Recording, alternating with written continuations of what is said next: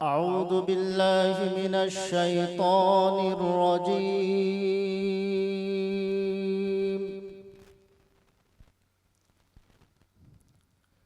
बिस्मिल्लाहिर रहमानिर रहीम।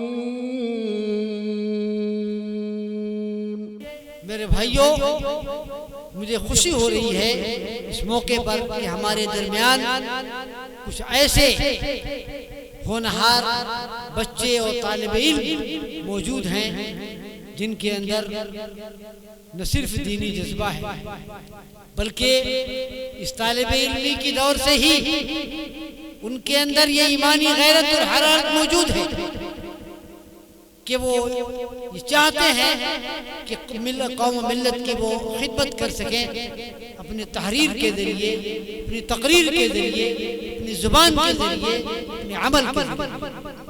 चुनांचे उन्हीं नौजवानों और होनहारों में से एक तालिब इल्म जो जामिया सल्फिया बनारस का होनहार तालिब इल्म है, नौखेज है, नौजवान है, लेकिन जज्बात से मामूर और मखमूर है, वो आपके सामने अभी तशरीफ लाएंगे।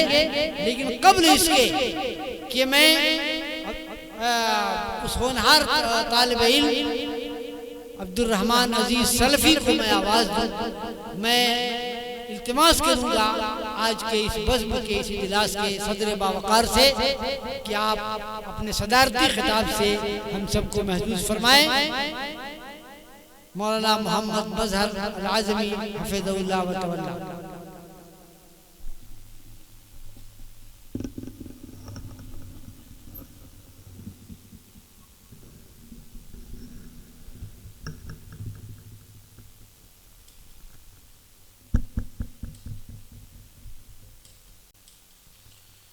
अस्सलामु अलैकुम व रहमतुल्लाहि व बरकातुहू। हामिदन व मुसल्लियन अम्मा बाद। उलमाए किराम, हाज़रीन, अजीज बच्चों और ख़वातीन इस्लाम, सबसे पहले मैं मुबारकबादी दे दूँ उन नौजवानों को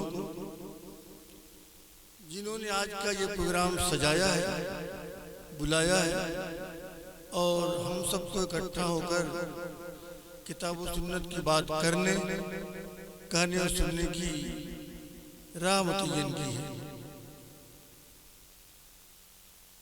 इसलिए कि इस तरह के छोटे या बड़े प्रोग्राम करने से उस इलाके में एक तहरीक पैदा होती है, लोगों में जोश वलवला पैदा होता है, ईमान जागता है। मुख्तलिफ रिवायात के अंदर सहाबाए किराम रज़ियल्लाहु ताला अन्हुम अजमईन के मुतल्लिक़ है कि वो आपस में ये कहा कि इजलिस बिना नूमिन सातन, आइए बैठिए हम लोग थोड़ी देर ईमान लाएं। ईमान लाने का मतलब वहाँ पर ये होता था कि जब हम लोग बैठेंगे और ईमान की बात करेंगे, कुरान की बात करेंगे, अहादीस की बात करेंगे और उसके मुताबिक अमल की बात करेंगे, तो हमारे जज्बात, हमारे नजरियात और हमारे इरादे के अंदर ईमान का उन्सुर पैदा होगा। बिल्कुल ठीक ऐसे ही जब हम लोग इस तरह के जलसों में और प्रोग्रामों में बैठते हैं तो यकीनी तौर पर जज्बात तो होते हैं और जहाँ तक मैं समझता हूँ हर आदमी सोचता है कि भाई अब कल से दीन पर अमल करेंगे, नमाज पढ़ेंगे और दीन के और दिगर जो अहकामात हैं उनको अमली जामा पहनाएंगे। फिर आहिस्ता आहिस्ता ये चीज़ मुज़म्मिल हो जाती है। इसलिए जब वक्तन फवक्तन ये प्रोग्राम और इस तरह के प्रोग्राम होते हैं तो लोगों के जज्बात जवान रहते हैं, शऊर जवान रहता है, दीनी अहमियत के अंदर एक ताजगी और खूबसूरती रहती है। इसलिए काबिल मुबारकबाद है तमाम नौजवान जिन्होंने आज का ये प्रोग्राम मुनक्किद किया। आज के इस प्रोग्राम की मुनासबत से मैं सिर्फ एक बात कहूंगा, और उसकी वजह यह है कि मैं जानता हूं कि आमतौर पर प्रोग्रामों में जो मुकर्रीर होते हैं लोग उन्हीं को सुनने के मुश्ताक होते हैं, उन्हीं को सुनना चाहते हैं। सत्र तो एक हमारे हिंदुस्तान के अंदर काठ का उल्लू होता है, चंद मिनट उसको भी मौका दे दिया जाता है, और कभी कभी बाद में देते हैं तो फिर बिल्कुल बेमाना होकर रह जाता है। लेकिन आज गनीमत ये है कि पहले वक्त मिला है। मैं आज की मुनासबत से सिर्फ एक बात कहूंगा और ये चाहूंगा कि आप इस पर तवज्जो दें। वो बात ये कि हम लोग 21वीं सदी से गुजर रहे हैं। ये मुहज़्ज़ब और तरक्की याफ्ता और तालीम याफ्ता सदी कही जाती है। हम मुहज़्ज़ब, तालीम याफ्ता और तरक्की याफ्ता सदी का मतलब ये समझते हैं कि आसमान में परवाज करें, मिसाइल दागें और रॉकेटों के जरिए दुनिया को सर करें, पूरी कायनात को खंगालें। लेकिन मजहब इस्लाम में तरक्की का मतलब ये नहीं है, और तरक्की का मतलब ये भी नहीं है कि हम जहालत की जिंदगी गुजारें, बल्कि उस जमाने में भी और आज जहालत तब भी थी, जहालत आज भी है। इल्म उस जमाने में भी था और इल्म आज भी है, मगर दोनों के पैमाने अलग अलग हैं। कुछ दिनों पहले अरबी में एक किताब आई है, उस किताब का नाम है जाहिलियतुल क़र्निल इशरीन, 20वीं सदी की जहालत। नाम अजीब सा है, हम सबको सुनने के बाद अजीब सा महसूस होता होगा कि ये तो तरक्की याफ्ता सदी है और तालीम याफ्ता सदी है, मगर इतने जहालत से क्यों ताबीर किया गया।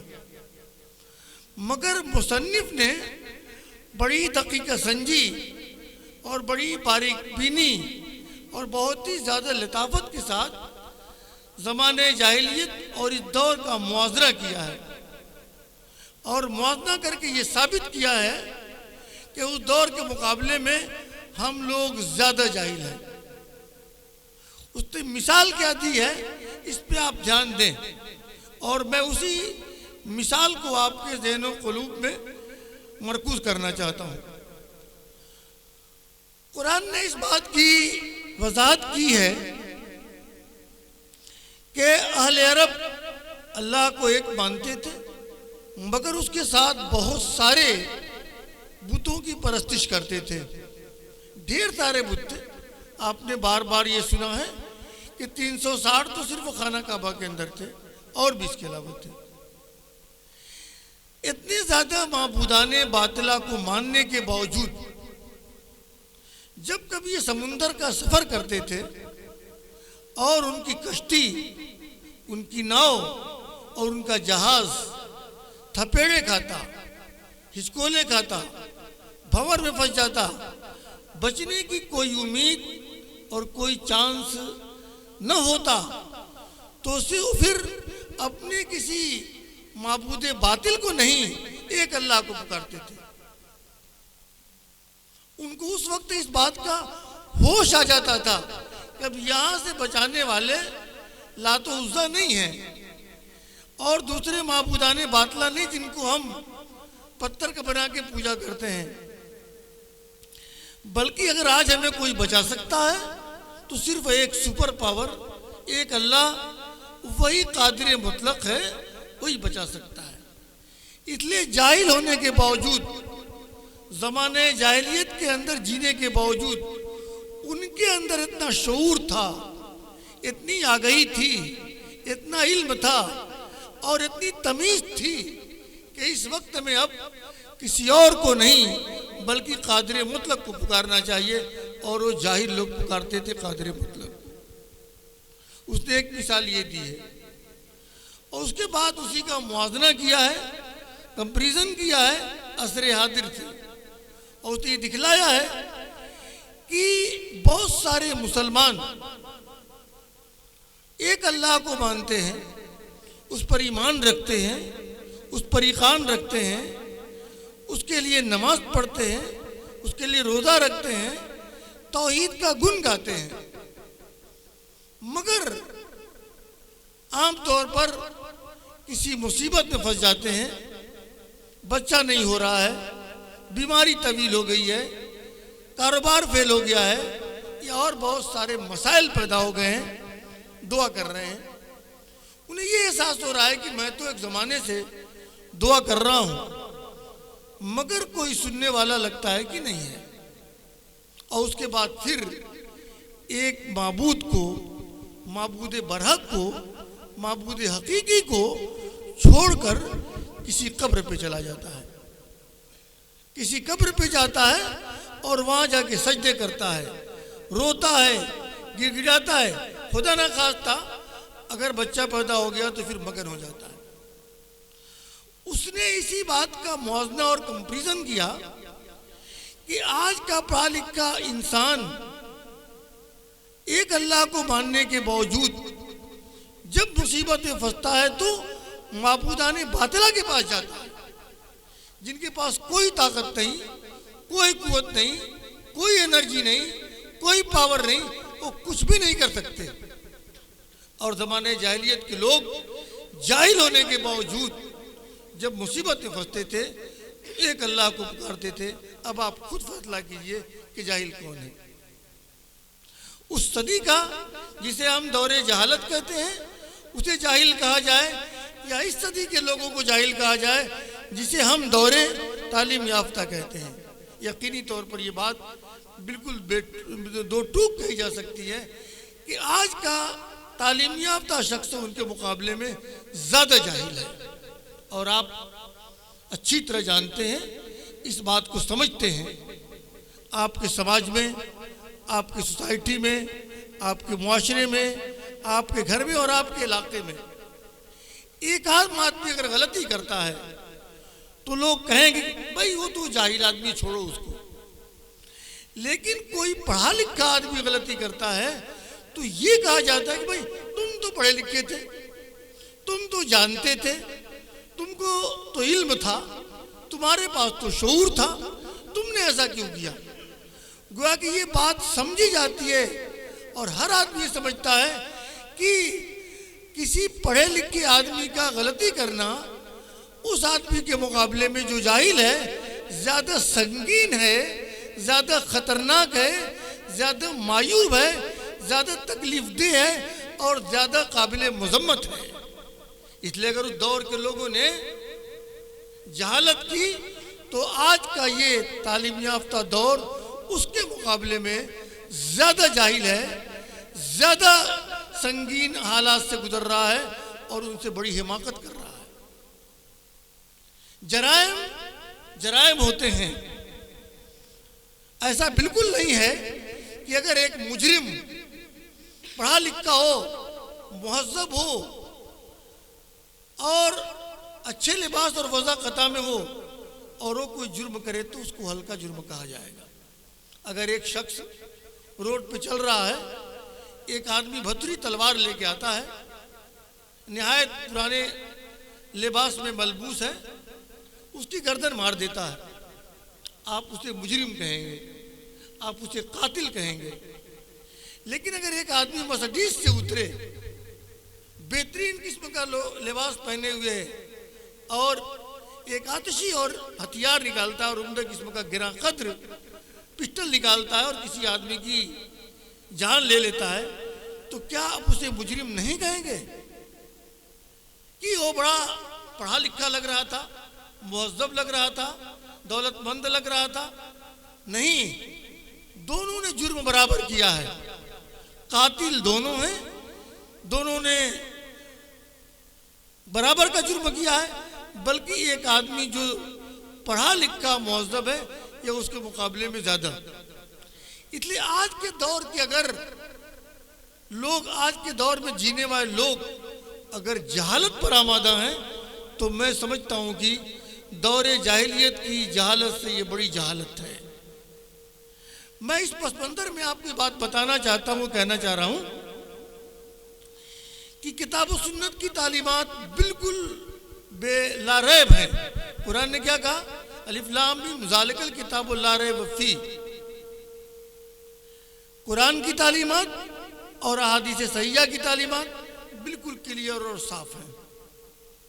मगर एक तबका ऐसा है जो हमेशा इस बात को चाहता है कि हमारी अवाम किताब और सुन्नत से दूर रहे। किताब और सुन्नत से जब वो दूर होगी तो हम उन्हें आसानी से बेवकूफ़ बना सकेंगे। इसलिए मेरे भाइयों, इस तालीम याफ्ता दौर में आप जी रहे हैं। कोई चीज़ आपसे मख्फी नहीं है, कोई चीज़ पोशीदा नहीं है। हर एक आदमी की जिम्मेदारी है कि इस्लाम के बारे में समझे, इस्लाम के बारे में जाने और जानकर अमल करे। ये कुरान जो अरबी ज़बान में नादिल है, यह एक ज़ाब्ता हयात है, उसूल है। उसको जानना हर एक आदमी की जिम्मेदारी है। जैसे हिंदुस्तान का एक कानून है, एक ज़ाब्ता है, कॉन्स्टिट्यूशन है, इसके बारे में हर एक आदमी को जानना ज़रूरी है। अगर एक आदमी नहीं जानता और किसी जुर्म के अंदर वो फंस जाता है तो ये कहकर वो बच नहीं सकता कि मैं तो जानता ही नहीं था। मसलन हिंदुस्तान में अगर एक आदमी मुर्गी की चोरी करता है तो उसकी एक मखसूस सज़ा है। अगर एक आदमी मुर्गी के चोरी में फंस जाए और पकड़ जाए, पुलिस वाले उसको सज़ा दें, तो ये कह के नहीं बच सकता कि मैं नहीं जानता था कि मुर्गी चोरी करने पर भी सज़ा होती है। इसलिए कि उसकी जिम्मेदारी थी कि वो जाने। बिल्कुल ठीक ऐसे ही कुरान का एक एक लफ्ज़ कानून है, ज़ाब्ता है, रूल है, रेगुलेशन है। एक एक हर्फ को हम में से हर एक फर्द के जानने की जिम्मेदारी है। और अगर वो खुद नहीं पढ़ सकता तो अपने से ज़्यादा जानने वालों से पूछने की जिम्मेदारी है। आज के दौर में आपको जो कुछ भी जानना हो, हर एक आदमी के हाथ में छोटा सा मोबाइल होता है। जो चीज़ चाहे वो तलाश कर सकता है। अगर अपने ज़ौक़ के मुताबिक किताब और सुन्नत की तालीमात से वाक़फ़ियत चाहता है तो उसको भी रख सकता है। और मैं समझता हूँ कि उसके मोबाइल में उसके ज़ौक़ के मुताबिक ही तमाम चीज़ें होती हैं।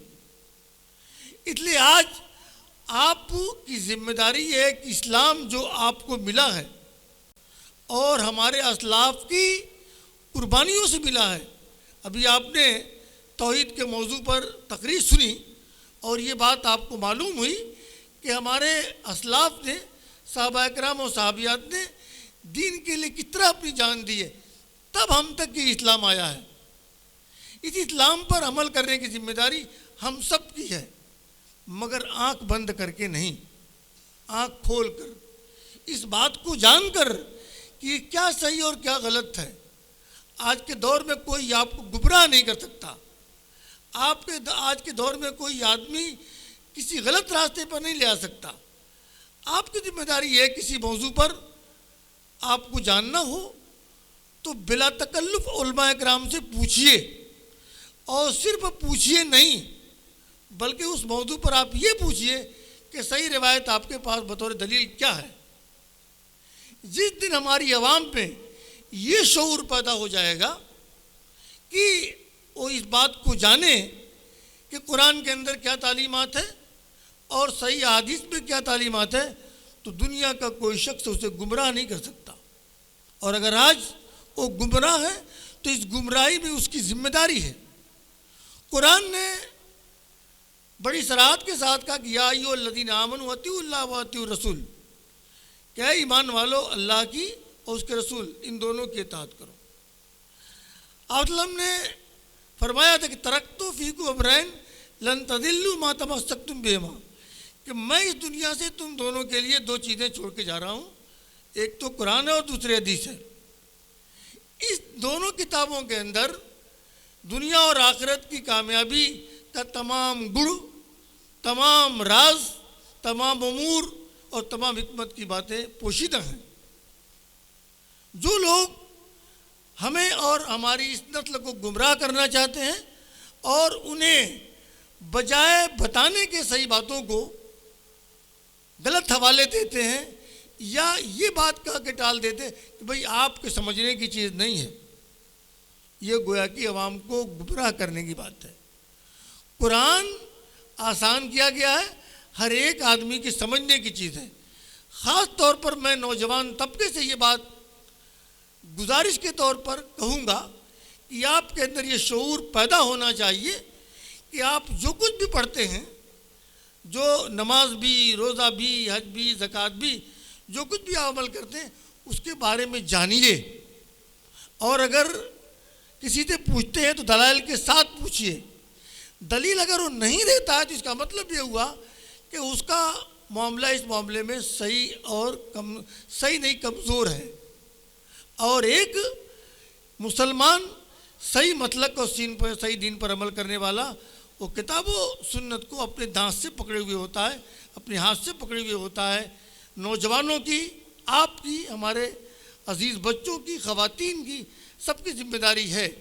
मैं समझ रहा हूँ कि ये सदारती खुतबा ज़रूर है, मगर चूँकि मुक़र्रिरीन का आप इंतज़ार कर रहे हैं, इसलिए मैं अपनी बात मज़ीद अब तवील न देकर आपसे फिर गुजारिश करूँगा कि आप किताब व सुन्नत की तरफ रुजू कीजिए और उसको पढ़िए, उसकी सच्चाई तक जाने की पूरी कोशिश कीजिए।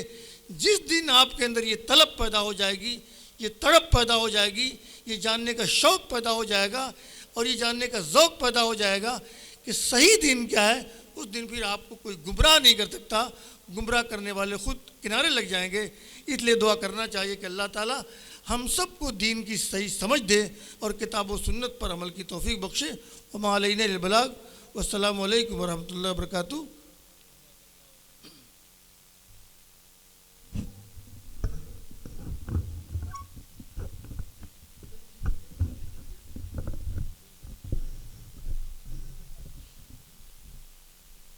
जज़ाकुमुल्लाहु खैरन।